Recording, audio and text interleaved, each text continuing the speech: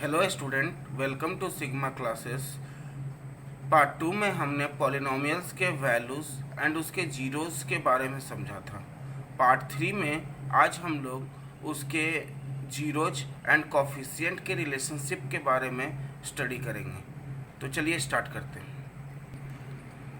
तो हमारा टॉपिक है relation between the zeros and coefficient of a quadratic polynomial.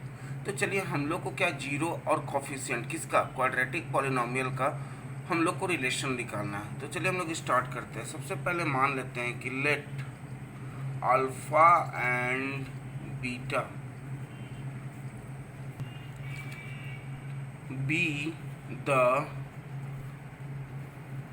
zeros of quadratic polynomial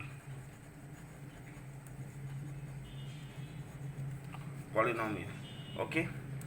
Then the general formula of quadratic polynomial is px is equal to ax square plus bx plus c, okay, where a is not equal to zero. अगर a ही मेरा zero हो जाएगा तब तो x का power वो 2 नहीं रहेगा। तो जब डिग्री 2 नहीं रहेगा तब तो ये क्वाड्रेटिक इक्वेशन नहीं होगा। इसलिए यहाँ पर a का वैल्यू हमारा जीरो नहीं होना चाहिए। ठीक, तो हमने क्या अभी तक इसमें समझा कि अल्फ़ा बीटा दो हमने ऐसा वैल्यूज़ लिया है जो क्वाड्रेटिक पॉलिनोमियल में पुट करने पर इस पॉलिनोमियल का वैल्यूज़ को जीरो कर देता है। तो alpha and beta be the zeros of quadratic polynomial p x is equal to a x square plus b x plus c, where a is not equal to zero. तो हम लोग क्या कह सकते हैं कि x minus alpha and x minus beta are the factor of p x. मतलब x minus alpha और x माइनस बीटा इसका फैक्टर होगा। अब फैक्टर होने के कारण हम ये लिख सकते हैं कि a x square plus b x plus c is equal to x minus alpha into x minus beta. और अच्छा, ये इक्वेशन को हम लोग लिखें कि a x square plus b x plus c is equal to x minus alpha and x minus beta.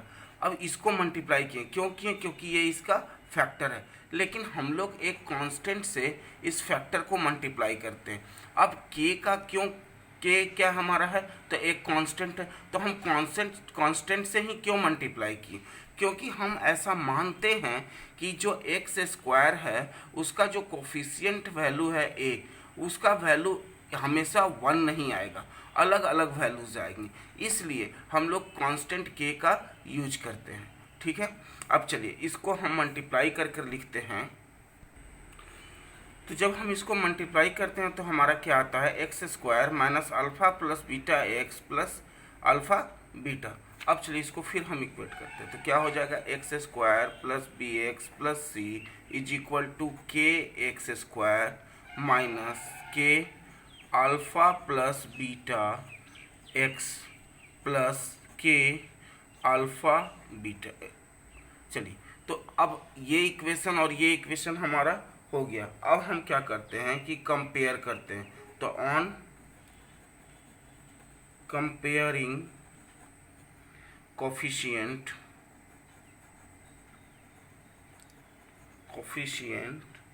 Of the power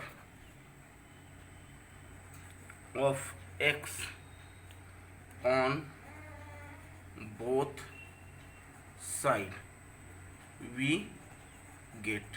कहने का मतलब क्या कि हम लोग कंपेयर कर रहे हैं किसके, coefficient of power of x. X का जो सिमिलर पावर होगा उसके कोफिशिएंट को हम इक्वेट कंपेयर कर रहे हैं। और कंपेयर करने के बाद हम लोग क्या पाते हैं कि देखिए एक्स स्क्वायर का यहाँ पर क्या है कोफिशिएंट ए और इसका कोफिशिएंट क्या है के। तो ए इज इक्वल टू के हम लिख सकते हैं।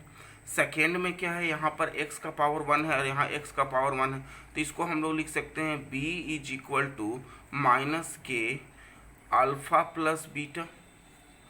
एंड लास्ट में कांस्टेंट सी है और यहाँ पर क्या है हमारा जो पूरा टर्म है, तो देखिए क्या लिख सकते हैं, सी इज इक्वल टू के अल्फ़ा बीटा, क्योंकि ये भी कांस्टेंट है और ये भी हमारा क्या है एक तरह से कांस्टेंट, क्योंकि अल्फ़ा बीटा क्या है सिंगल पॉइंट्स को हम किसी नंबर को लिए हैं जिसका वैल्यू पुट करने पर ये पॉलिनोमियल का वैल्यूज मेरा क्या हो जाता है, 0 हो जाता है। अब देखते हैं, अब इसको हम लोग लिखते हैं, तो देखिए ए का वैल्यू क्या है के, अगर इसको हम रीडिफाइन करें तो क्या हो जाएगा, alpha plus beta is equal to b, और ये माइनस के जो मल्टीप्लाई है ये डिवाइड होगा तो इधर हम माइनस के डिवाइड कर सकते हैं। सिमिलरली इस कंडीशन में क्या हो जाएगा, alpha into beta is equal to k by क्या हो जाएगा, सी बाई के। अब यहाँ से देखिए इसको लिख सकते हैं alpha plus beta is equal to minus plus minus b upon, अब के का वैल्यू यहाँ पर क्या है, ए, ठीक है।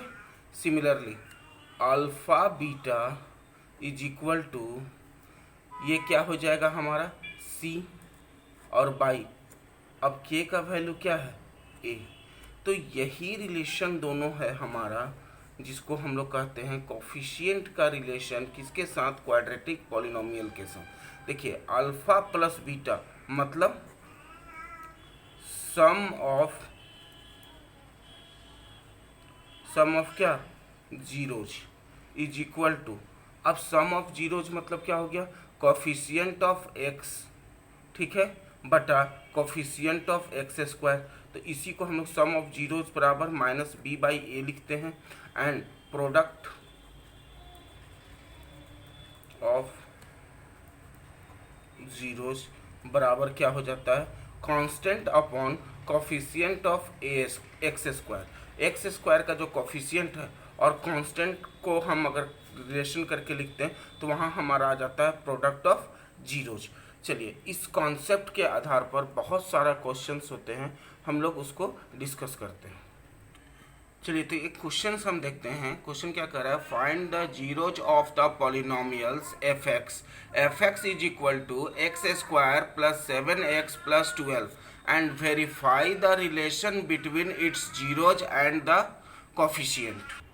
तो चलिए इस क्वेश्चन को करने से पहले हम लोग एक चीज़ को समराइज करते हैं। मान लीजिए कि पी एक्स मेरा कोई इक्वेशन दिया है quadratic, a x square plus b x plus c where a is not equal to 0। तो अगर इसका 0 अल्फ़ा एंड बीटा है तो हम इजीली कह सकते हैं कि alpha plus beta is equal to क्या हो जाएगा, माइनस बी इसका कोफिशिएंट, एक्स का coefficient minus b by a, and alpha into beta is equal to easily हम कह सकते हैं सी बाई ए।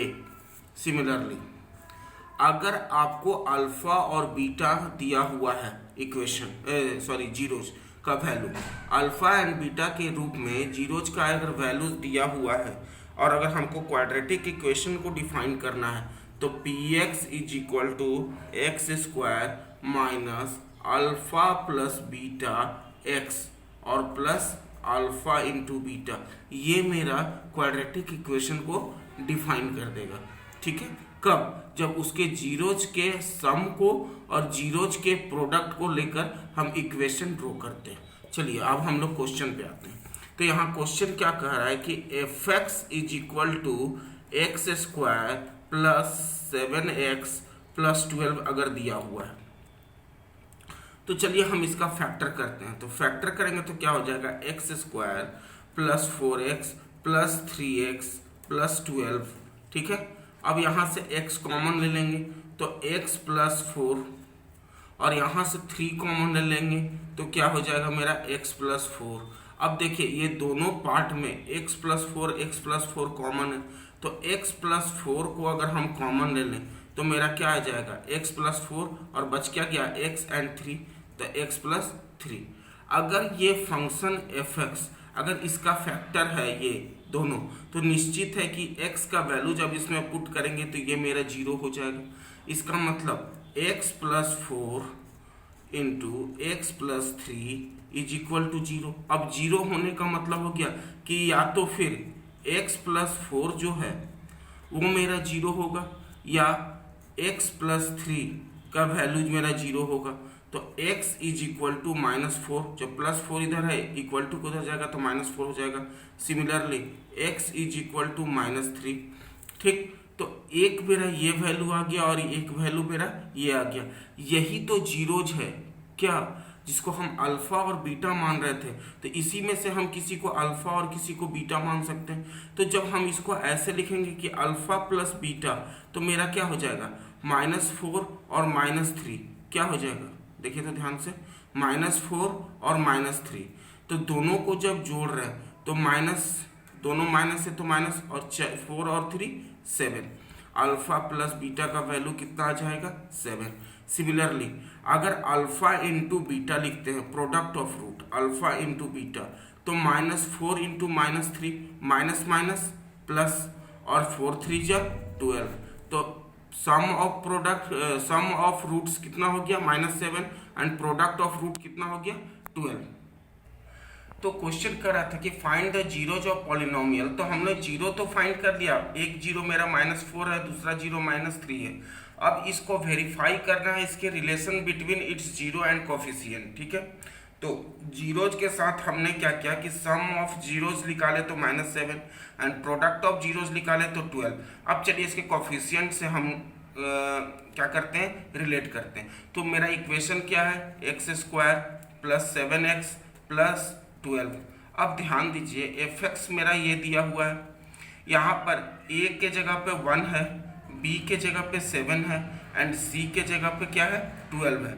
तो हम लोग sum of roots alpha plus beta is equal to क्या जानते हैं -b/a। अब -b तो माइनस, और b के जगह पर वैल्यू क्या है 7 और a के जगह पे 1, इसका मतलब -7। जो मैंने वैल्यू निकाला था किसके, सम ऑफ जीरो से, वो कॉफिशिएंट से भी सेम आ रहा है, मतलब पहला चीज़ तो वेरीफाइड हो गया। अब हम लोग प्रोडक्ट ऑफ रूट मतलब alpha into beta, sorry product of zeros, तो अल्फा इंटू बीटा कर रहे हैं। तो अल्फा इंटू बीटा मतलब क्या होता है c/a। अब यहाँ c का वैल्यू कितना है 12 और b का वैल्यू, a का वैल्यू कितना है 1। तो alpha into beta is equal to क्या हो गया 12। आप देखिए अल्फा इंटू बीटा, यहाँ पर जब हम कोफिशिएंट को रिलेट करके निकालें तो सेम रिजल्ट आ रहा है जब हम जीरोज के साथ उसका रिलेशन कर रहे हैं तब। तो अब देखें कि इस टाइप के क्वेश्चन को कैसे हम लोग सॉल्व करते हैं और कैसे वेरीफाई करते हैं। नेक्स्ट क्लास में आएंगे तो हम लोग पढ़ेंगे क्यूबिक इक्वेशन का रिलेशन किसके किसके बीच में, फिर उसके जीरोज और उसके कोफिशिएंट के बीच में क्या होता है। आज के लिए धन्यवाद। और एक चीज़ और कि अगर मेरा कंटेंट और पढ़ाने का ढंग अच्छा लग रहा है तो थोड़ा सा हमारे वीडियो को शेयर कर दीजिए और सब्सक्राइब कर दीजिए।